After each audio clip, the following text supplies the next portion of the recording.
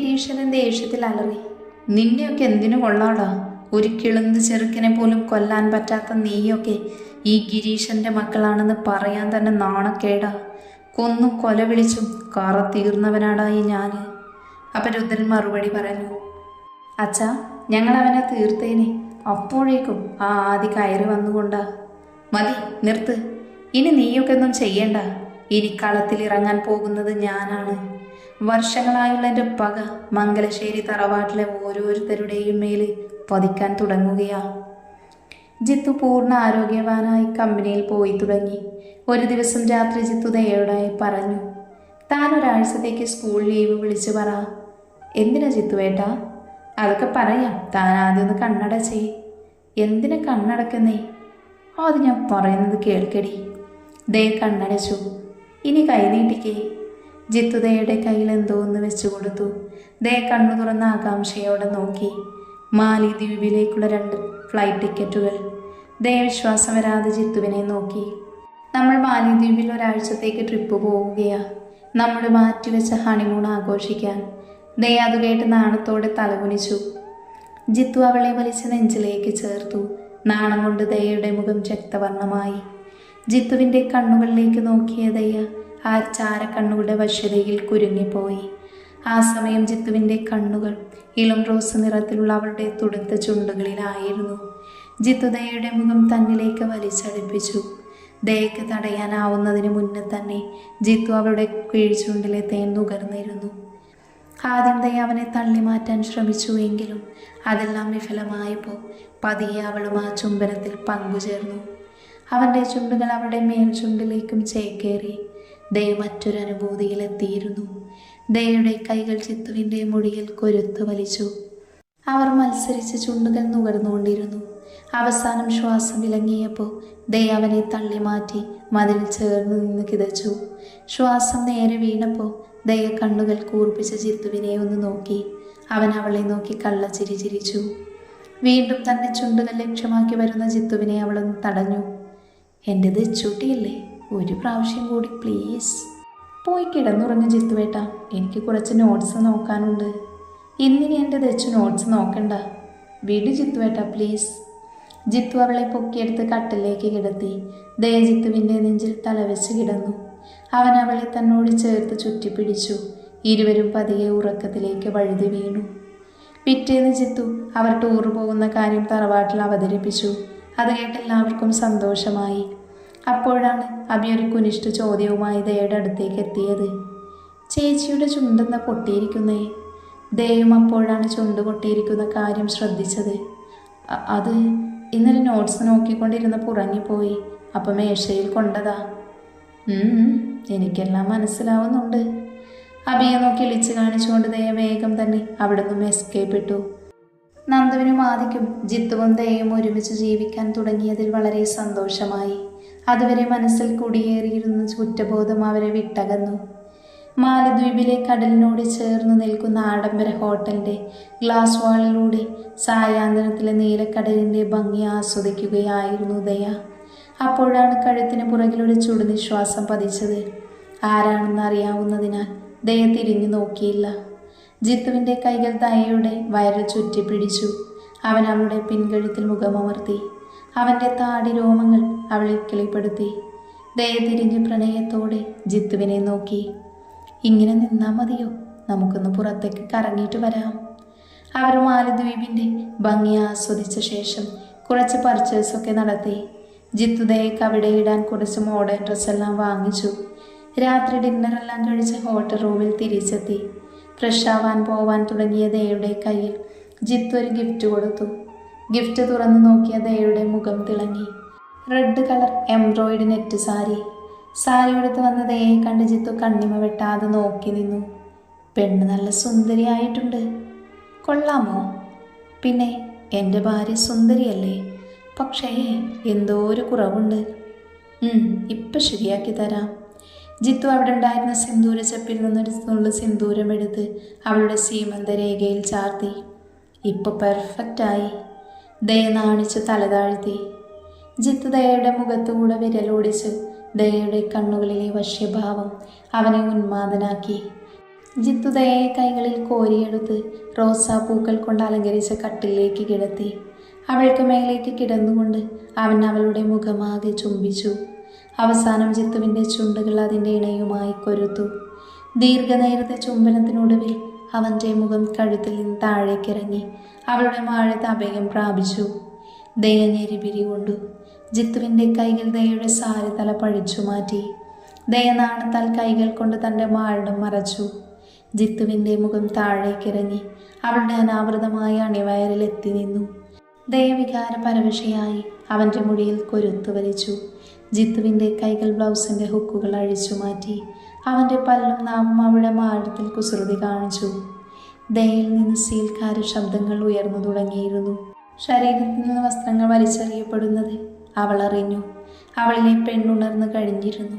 ഇരുവരുടെയും ദീർഘനിശ്വാസങ്ങളും ശീൽക്കാരങ്ങളും ആ മുറിയിൽ ഉയർന്നു കേട്ടു. രതിസുഖത്തിൻ്റെ ഉയർച്ച കാഴ്ചകൾക്കൊടുവിൽ ജിത്തു ദയയുടെ മാറിലേക്ക് തളർന്നു വീണു. ആദ്യ സമാഗമത്തിൻ്റെ സംതൃപ്തിയിൽ ഇരുവരും തളർന്നുറങ്ങി. അങ്ങനെ മനസ്സുകൊണ്ടും ശരീരം കൊണ്ടും അവർ തമ്മിൽ ഒന്നായി തീർന്നു. സുരേഷിൻ്റെ പിറന്നാൾ ദിവസമായതിനാൽ രാവിലെ അമ്പലത്തിൽ വന്നതായിരുന്നു സീതയും സുരേഷും. അമ്പലത്തിൽ തൊഴുത് പുറത്തേക്ക് ഇറങ്ങിയപ്പോഴാണ് തനിക്കെതിരെ വരുന്നൊരു സ്ത്രീയെ സുരേഷ് ശ്രദ്ധിച്ചത്. പത്മ. വർഷങ്ങൾക്ക് ശേഷം തൻ്റെ ഏക സഹോദരിയെ കണ്ട സുരേഷിൻ്റെ കണ്ണു നിറഞ്ഞു. പത്മയുടെ അവസ്ഥയും വ്യത്യസ്തമായിരുന്നില്ല. ഏട്ടാ. ഓടി വന്ന് പത്മ സുരേഷിൻ്റെ കൈകളിൽ പിടിച്ചു. ഏട്ടന് സുഖാണോ? സുഖായിരിക്കുന്നു മോളെ, നിനക്ക് സുഖാണോ? അത് ചോദിക്കുമ്പോൾ സുരേഷിൻ്റെ ശബ്ദമിടറി. സുഖം. എത്ര നാളായി ഏട്ടനെ ഒന്ന് കണ്ടിട്ട്? സുരേഷ് തലകുനിച്ചു. നിറഞ്ഞു വന്ന കണ്ണമർത്തി തുടച്ചുകൊണ്ട് അയാൾ ചോദിച്ചു. ഏട്ടനോട് ക്ഷമിക്കില്ലേ മോളെ? ഞാൻ കാരണം നീ കുറേ അനുഭവിച്ചല്ലേ? നമ്മുടെ അച്ഛനെയും അമ്മയെയും പോലും തിരിഞ്ഞു നോക്കാതെ ദുഷ്ടനാണ് ഞാൻ. പിറന്നാളുകാരൻ ഇങ്ങനെ കരയാൻ പാടില്ല. അതൊക്കെ കഴിഞ്ഞ കാര്യങ്ങളല്ലേ ഏട്ടാ. ഞാനിപ്പോൾ അതൊന്നും ഓർക്കാറേയില്ല. നീ ഇപ്പോഴും എൻ്റെ പിറന്നാൾ ഓർത്ത് വെച്ചിട്ടുണ്ടോ? മറക്കാൻ പറ്റുമോ ഏട്ടാ? എല്ലാ വർഷവും ഇവിടെ വന്ന ഏട്ടനു വേണ്ടി ഈ ദിവസം വഴിപാട് നടത്തും. ഇന്നും അതിനു വേണ്ടിയാണ് വന്നത്. സുരേഷ് പത്മയെ കെട്ടിപ്പിടിച്ചു. സീത ചേട്ടൻ്റെയും അനിയത്തിയുടെയും സ്നേഹപ്രകടനം കണ്ട് പുഞ്ചിരിച്ചു. ഏട്ടനൊരു മോളാണല്ലേ? അതെ, ദേവനന്ദ. അവളുടെ വിവാഹം കഴിഞ്ഞു. സീതയുടെ സഹോദരൻ ശങ്കരൻ്റെ മകൻ ആദിയാണ് അവളെ വിവാഹം കഴിച്ചത്. മക്കൾക്ക് സുഖാണോ പത്മേ? പിന്നെ അവർക്ക് എന്താ കുഴപ്പം? അവരെ കൊണ്ട് മറ്റുള്ളവർക്കല്ലേ പ്രശ്നം. ഇന്നാരെ തല്ലണമെന്ന് വിചാരിച്ച അവരെഴുന്നേൽക്കുന്നത് തന്നെ. അന്ന് ഗതികേട് കൊണ്ട് അയാൾക്ക് മുന്നേ തലകുനിക്കേണ്ടി വന്നു.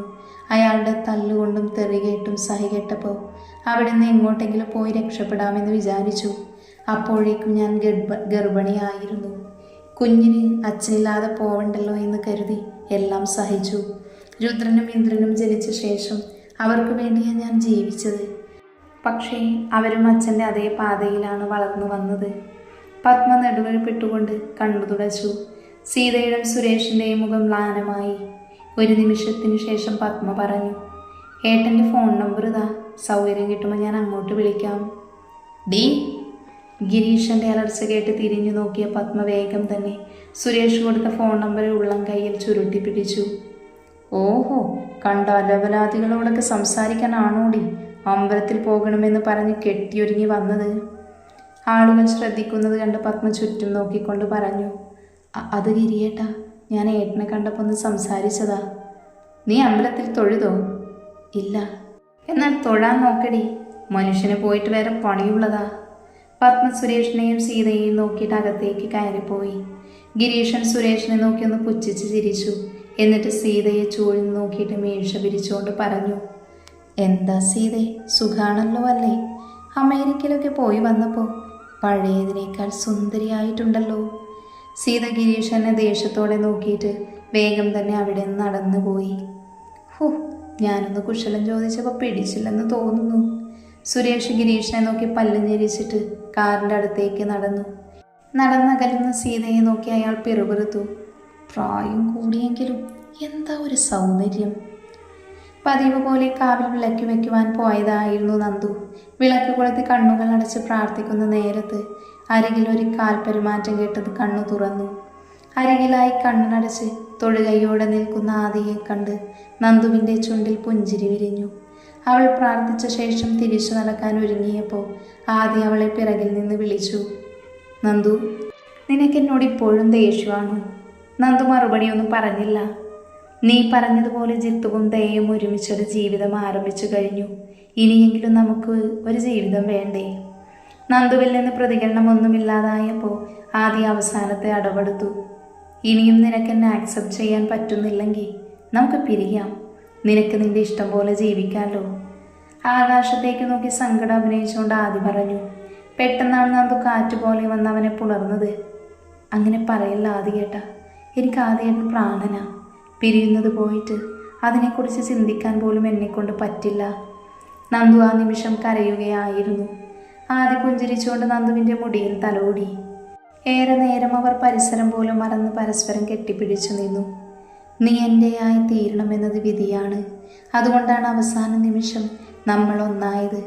കഴിഞ്ഞ ജന്മം ഈ കാവിൽ വെച്ചാണ് നമ്മൾ അവസാനമായി കണ്ടു പിരിഞ്ഞത് എന്നല്ല തിരുമേനി പറഞ്ഞത്. അങ്ങനെയാണെങ്കിൽ ഈ ജന്മം നമ്മുടെ ജീവിതം ഇവിടെ നിന്ന് തന്നെ തുടങ്ങാമല്ലേ? നന്ദു ചിരിച്ചുകൊണ്ട് തലകുലുക്കി. ആദ്യം അവളുടെ നെറ്റിയിൽ തന്നെ നെറ്റിമുട്ടിച്ചു. പോകാം. അവൾ കാവിൽ നിന്നും കൈകോർത്ത് തിരിച്ച് തറവാട്ടിലേക്ക് നടന്നു. അപ്പോൾ ഒരു നാഗം ഇഴഞ്ഞു വന്ന് അവർ പോകുന്നത് നോക്കി പത്തി വിടർത്തി നിന്നു. ബാംഗ്ലൂരിലെ ഫാം ഹൗസിൽ ബാൽക്കണിയിൽ നിന്നുകൊണ്ട് നന്ദു ചുറ്റും പരന്നു കിടക്കുന്ന മനോഹരമായ മുന്തിരിത്തോപ്പിലേക്ക് നോക്കി. പാകമായി നിൽക്കുന്ന മുന്തിരിക്കുലകൾ കാണാൻ നല്ല ഭംഗിയുണ്ട്. തൊട്ടടുത്ത് നിന്ന് ആദിയെ നോക്കി അവൾ പറഞ്ഞു. ഇതാണല്ലേ സർപ്രൈസ് ഉണ്ടെന്ന് പറഞ്ഞ് കൂട്ടിക്കൊണ്ടു വന്നത്. ഇഷ്ടായോ ഈ സ്ഥലം? ഒരുപാട്. Super place. ആദി പിറകിലൂടെ വന്നവളെ കെട്ടിപ്പിടിച്ചു നിന്നു. ആദ്യേട്ടൻ ഇതുവരെ ഇങ്ങനെ ഒരു ഫാം ഹൗസിനെ പറ്റി എന്നോട് പറഞ്ഞിട്ടില്ലല്ലോ. അതിന് നീ എന്നോട് എപ്പോഴാണ് സംസാരിച്ചിട്ടുള്ളത്? എന്നെ കാണുമ്പോഴൊക്കെ മുഖവും വീർപ്പിച്ച് നിന്നോളും. പിന്നെ തല്ല് പിടിക്കാൻ കറക്റ്റായിട്ട് വാ തുറക്കുമായിരുന്നു. ആദ്യേട്ടാ. നന്ദു ആദിയുടെ കൈ തട്ടിയെറിഞ്ഞു. അവൻ അവളെ തൻ്റെ അടുത്തേക്ക് വലിച്ചടുപ്പിച്ചുകൊണ്ട് പറഞ്ഞു. പിണങ്ങാതിരി പെണ്ണേ, ഞാനൊരു തമാശ പറഞ്ഞതല്ലേ. ഇതെൻ്റെ പഴയൊരു ഫ്രണ്ടിൻ്റെ പ്രോപ്പർട്ടി ആയിരുന്നു.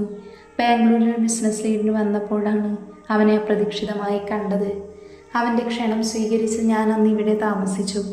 ഈ സ്ഥലം എനിക്ക് വളരെ ഇഷ്ടപ്പെട്ടു. അവനെ ചാക്കിട്ട് ഞാനിതെൻ്റെ സ്വന്തമാക്കി.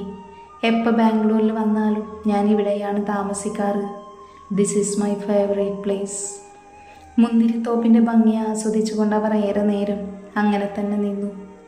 ആദ്യേട്ടാ, ഏട്ടനെന്ന് നമ്പൂതിരിയോട് പറഞ്ഞില്ലായിരുന്നു എന്നെ സ്വപ്നം കാണാറുണ്ടായിരുന്നു എന്ന്? അത് സത്യമാണോ? അല്ല, നുണ. എൻ്റെ പൊന്നു നന്ദു, നിന്നെ ഞാൻ ഇനി എങ്ങനെ പറഞ്ഞ് വിശ്വസിപ്പിക്കണം? എനിക്കൊരു 10-16 വയസ്സായപ്പോൾ മുതൽ എൻ്റെ സ്വപ്നങ്ങൾ വന്ന് തുടങ്ങിയതാ നിൻ്റെ ഈ മുഖം. ആരാ, എന്താ? പോട്ടെ, ഇങ്ങനെ ഒരാളുണ്ടോ എന്ന് പോലും അറിയാതെയാണ് ഞാൻ ഇത്രയും നാൾ നിന്നെ സ്നേഹിച്ചത്. നന്ദു കണ്ണുകൾ വിടർത്തിക്കൊണ്ടെല്ലാം അത്ഭുതത്തോടെ കേട്ടു നിന്നു.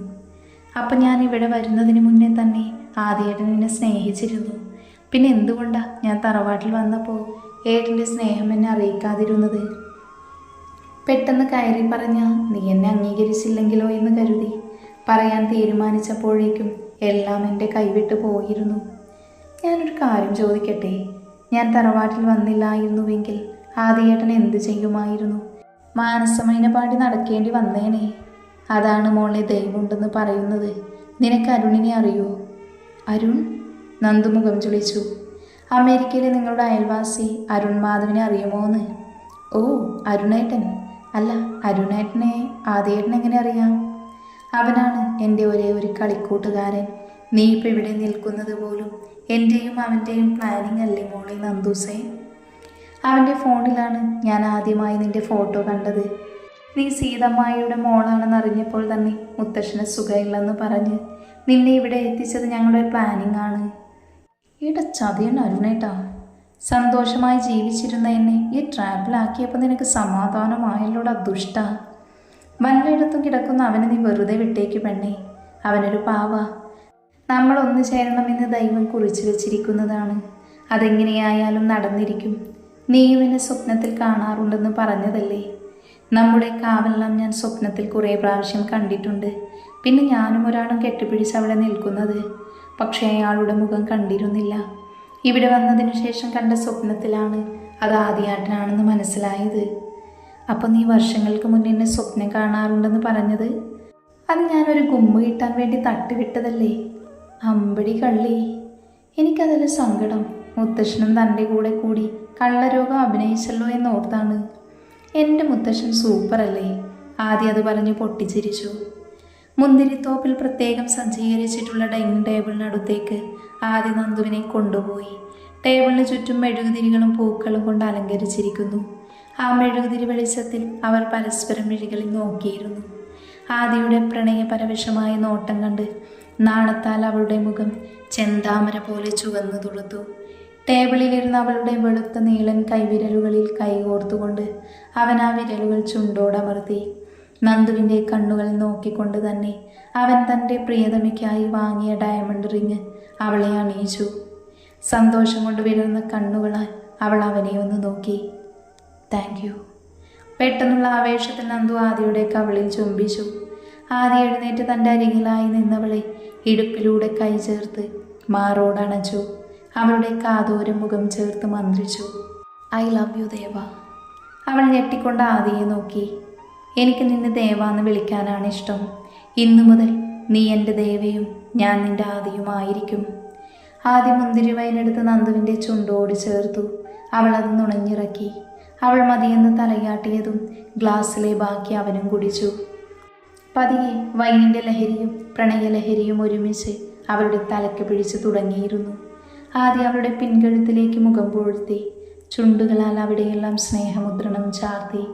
അവൻ അവളുടെ കഴുത്തിലേക്ക് പല്ലുകൾ ആഴ്ത്തി. അവളിൽ നിന്നുയർന്ന ശബ്ദം അവനെ കൂടുതൽ ഉന്മാദനാക്കി. അവളെ തിരിച്ചു തന്നിലേക്ക് ചേർത്ത് നിർത്തിക്കൊണ്ട് ആദ്യം അവളുടെ ചാമ്പയ്ക്ക പോലെ ചുവന്നു തുടുത്ത ചുണ്ടുകളിലേക്ക് മുഖം അടുപ്പിച്ചു. പെട്ടെന്ന് നന്ദു അവനെ തള്ളി മാറ്റി. അമ്പരന്ന് നിന്ന് ആദിയെ നോക്കി വശ്യതയോടെ പുഞ്ചിരിച്ചുകൊണ്ട് അവൾ ഫാം ഹൗസിലേക്ക് വിരൽ ചൂണ്ടി. അവൻ ചിരിച്ചുകൊണ്ട് അവളെ പൊക്കിയെടുത്ത് തോളിലേക്കിട്ട് ഫാം ഹൗസിലേക്ക് നടന്നു.